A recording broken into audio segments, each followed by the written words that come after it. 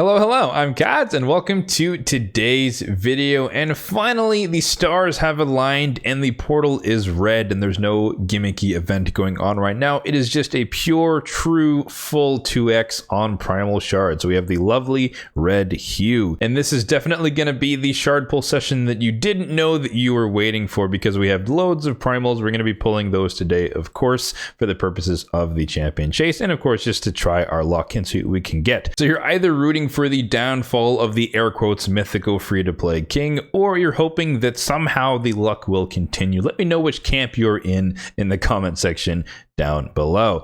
But as always, we are not pulling without a purpose. We are going with the intent of trying to secure some of the rewards from the champion chase going on right now. I think bare minimum 3,000 would be the target, but the stretch goal would be the 5,500, depending on the RNG of what comes out of the shards. But I would most certainly be willing to pull off camera, of course, the remainder in mystery shards to get us all the way out to the 5,500 to guarantee ourselves 2 legendary tomes. But first, it is a rare occasion where I've actually participated in a Sand Devil Turn Deck tournament and secured myself a free Prism shard summon. So hopefully we can get Molly Tankard to start this off on a high note, but 94% chance that we walk away with an epic. So let's see if we can get a head start in the champion chase.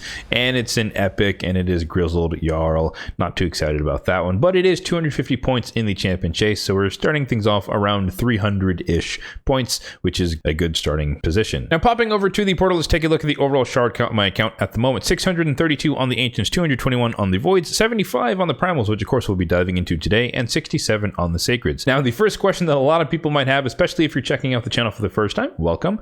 But how on earth do you have 75 primals as a free-to-play player? How did you manage to get so many? Well, the answer is actually quite simple, that I have not pulled primals for a very, very long time. I believe June of last year. So it's actually been many, many months of just kind of saving them and waiting for the stars to align for it to have a good event on top of the true 2x for primal shards. All of that to say that the amount we're going to pull today is not sustainable for any free-to-play player in between these true 2x's, and this is just happenstance for me, having waited 8 or so months in between pulling for 2x primals. So where are we in terms of mercy? Let me pop up the mercy tracker on the screen. You can find a link to this in the description box down below if you'd like a copy of this for yourself to use. So we are 45 in towards the next mythical mercy, and then we are 10 in towards the legendary mercy. So the odds are fairly decent that we don't get anything, because my plan here is to pull around 50. We'll kind of see, play it by ear. But again, the goal, if we happen to get 5,540, that would be excellent, but the odds are against us on that one. So we're going to pull 50, see where things are. And for those wondering, a primal shard during a 2x is worth on average about 100 points per summon. So my goal is that 50 would get us to around 5,000, and then I could do the remainder in mystery shards and kind of make up the balance. But we'll kind of see, depends on the RNG. If we get a lot of epics, we're going to be closer to that number. If we don't get a lot of epics, no legendaries, no mythicals, then we're going to have a little bit of a struggle getting to that number. So we'll play it by ear. When it comes to who we're looking for from these shards, I honestly have to admit that I'm really not interested that much in more mythicals. I have been very, very lucky thus far with mythicals from primal shards and remnant summons alike, so I don't really need any more. However, if I did have my pick of the litter, I'm still thinking I'm leaning more towards Mezamel, because I do want some way to ignore Stone Skin, because that's just so prevalent in the current meta, and also ignore or blocking revive. On top of that is a really, really good threat in live arena, assuming you can go first and allow her to get a turn. Otherwise, she will die because she's super, super squishy. But nonetheless, Mezamel would be the most interesting to me as far as having or expanding my arena capabilities with the block revive, ignore Stone Skin. A step up on the RNG ladder would of course be some legendary. So my top 3 are Poison Exploder, Zavia, or Elena Rill. Number 2 would be Molly Tankard, and number 3 would be Elva Autumnborn. But of course, more likely than a legendary is epics. It's about a 1 in 3 rate. So we should see around 3 epics per 10 pop on average, which would be pretty good for points in terms of the champion chase. But I do want some more duplicate epics for empowerment and or to improve the fidelity of my faction guardians. So without further ado, enough rambling, let's get into the shard pull session here. We've got just enough space for 50 summons. We've got a decent amount of cash, and hopefully we get some pretty average luck. And again, if I'm being honest, I am more interested in legendaries than mythical champions. So let's see what we can do here today. And of course, any and all epics are good at the very least for champion chase points. So we'll take it again, the average of 3 per 10 pop, and another mythical. Okay, another mythical in the first 10 pop here. This is actually a duplicate. Siegfried the Nephilim, I guess the hardest hitting attack based nuker in the game. We have 2 copies of him now, and he will join his brother in the vault. You can comment down below if you want to know exactly why that is the case, but that is absolutely amazing for the points. We got, I think, 2,000 and something for the first 10 pop. So I guess the rumors are upheld. We are officially the mythical whisperer for free to play. But yeah, a couple epics along the way. Not much amazing. Occult brawler, like Demon Lord clan boss type stuff is what he can do. A good poisoner, rearguard sergeant. Good for your first Ultra Nightmare Demon Lord clan boss teams with nested ally attack. That can definitely get you going in terms of getting the 1 key from there. Frostbringer, still waiting for her to bring the frost. She doesn't actually have freeze in her kit. And then there's both the Rancid, who I believe I've been told is useful in like the Nether Spider with the hero reduction, increased accuracy, stuff like that. I don't know. I haven't used him for that purpose, but I've heard good things.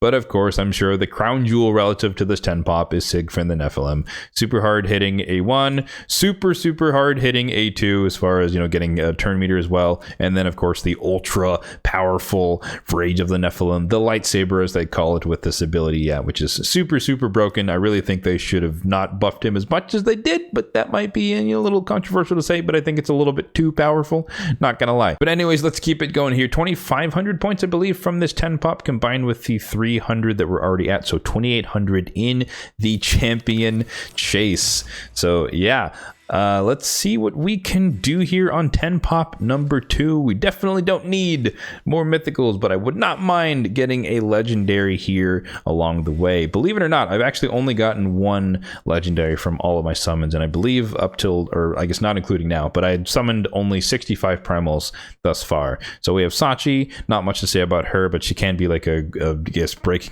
in case of emergency reviver for faction wars if she gets a kill as the last person. It's really hard to pull off.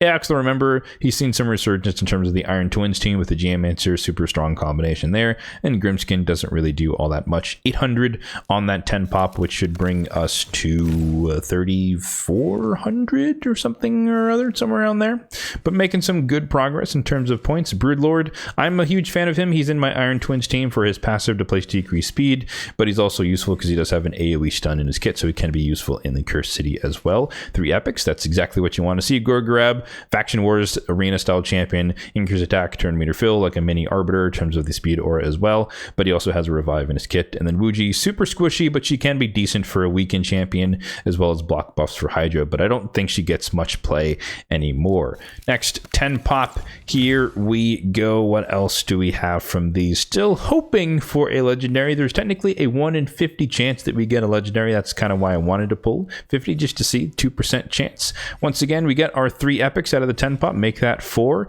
Good for the points. So still cruising right along. I think we're somewhere around 4,000 and something right about now, which is good in terms of the rates. Frask, not really used that much in the current day and age, but he is an excellent healer. You can just put him in. I like retaliation on him particularly, just because you can get a lot of counterattacks in, boosts his turn meter, and gets a lot of healing with his passive.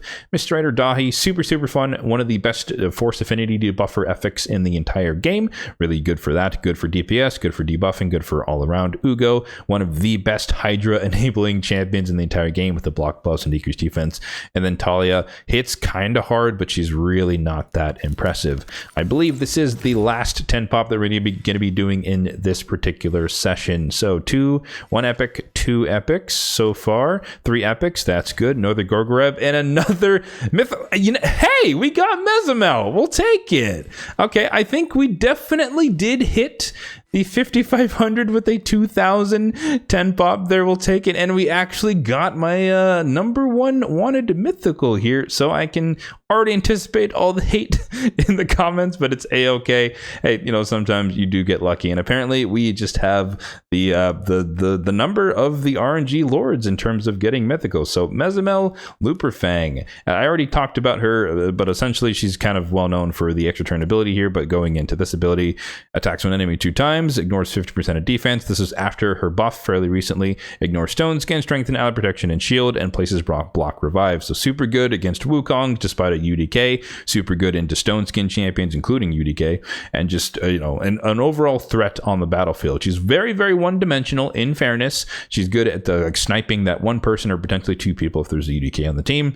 But yeah, and then on the alternative form, I've heard that she has decent multipliers, nothing crazy, but she does have an AoE attack here that can't trigger counterattacks, good against like Breachka, Taurus type stuff. And then she also has another AoE here to hit her that also cannot trigger counterattacks. So pretty useful in terms of that. And you know, she can do AoEs on the alt form if you have multiple targets that you need to kill, especially after you've blocked revive on form 1. So super intrigued by that. We'll see what we can do in terms of her build. I don't know if I have the spare gear to put on her. It's another nuker for arena, so we'll kind of have to shuffle things around, but we can see what is possible based on my roster. But yeah, Logic Falconheart doesn't really see much play anymore, but he does have a cool shield to 2-turn duration on a 2-turn cooldown, so he could be part of your first Scarab King team. Pestilist, one of the most underwhelming epics in the game, not much to say there. We already talked about Gorgrab. And then Cagebreaker, I've actually seen him a little bit used in the Cursed City because he does have like a quad hitter at random that can place a sleep, so that can be pretty decent in terms of CC. Sleep is not as good as stun, provoke, block active skills, etc., but if you can sleep someone and you just have single target abilities on everybody else, hey, they're effectively CC'd for that one turn, so in a pinch it can definitely work. So yes, the mythical Whisperer has returned, and we managed to get 2 more mythicals in 50 summons, which is absolutely ridiculous. So that is not expected, but that is nonetheless the result that we managed to get for the day. And yeah, if we check in on the champion chase, let's see where we are. I kind of lost count somewhere in there, but I do believe we're well over 5,000, maybe 6,000 or so. 7,000. Excuse me, my math is way off, but we'll take it. 7,000 points. We are way over, and we got both of the legendary tomes. We got all the other stuff here along the way. And yeah, at this point, I'll definitely pull 300 and something mystery shards to get a mythical tome. Why not? That is a great deal. We're going to stop it there, though. I know a lot of people might be asking, why don't you just pull down to 0 on the primals?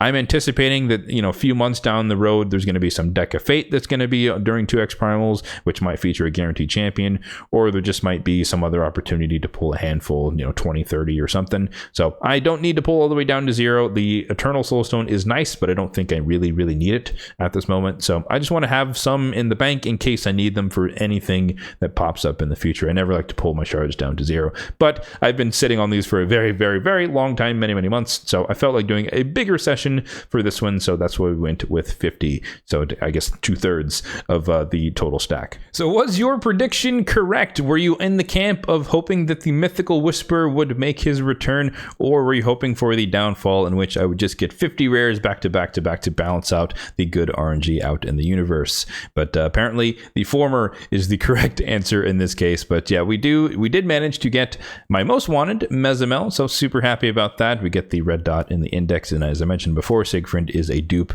and so that it will not be showed. Honestly, I don't really know what people do. Well, I know what high level people do with mythical dupes. They empower, of course, but I don't know if they do plan to ever add like mythical faction guardians.